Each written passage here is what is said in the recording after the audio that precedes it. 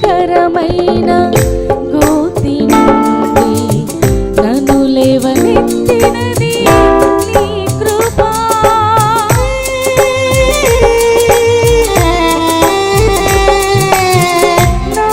నాశనకరమైన గోతి నుండి నన్ను లేవనెత్తినది నీ కృప.